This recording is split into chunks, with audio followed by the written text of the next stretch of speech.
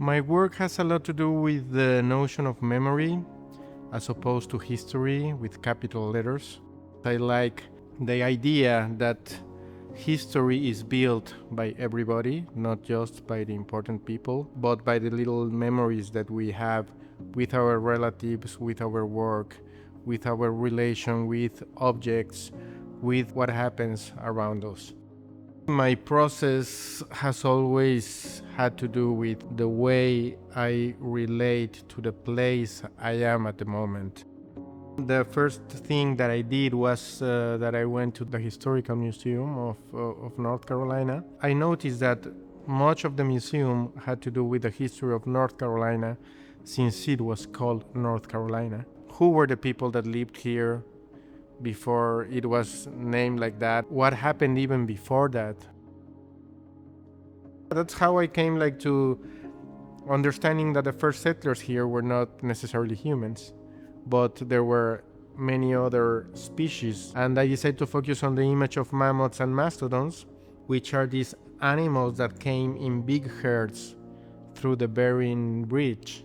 So I did these mastodon tooths and try to understand all the depths, and to understand the whole tooth as a landscape, as an iceberg or something. I decided to make them a symbol of what would be the notion of the first settler.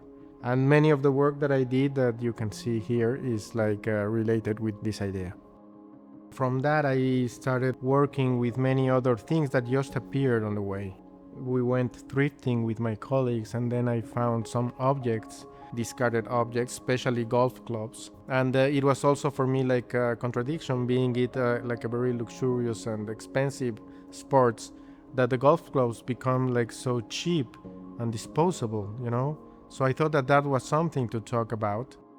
There's a coin that was minted here in the States that has the image of Sacagawea.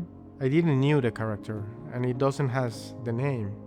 So it's just this indigenous woman, and she has a baby on her back. And I wondered, who is this girl? Why is she here? So it's this character, the coin has the image of Sacagawea, and on top it had word liberty. So for me that was also a contradiction, because it was an indigenous woman, and indigenous has been in the whole Americas, and I think in the whole world, a very vulnerable and exploited and looted cultures. So I started doing some sculptures using the coin or integrating the coin.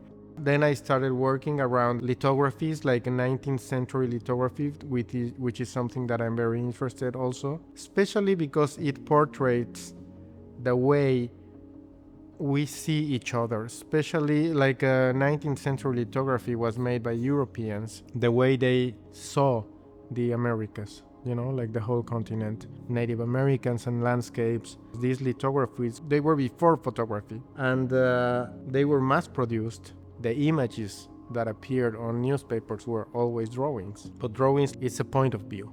And actually what we do are to have points of view. So I did these interventions on these lithographies, these other sculptures assemblages. I did the clay sculptures.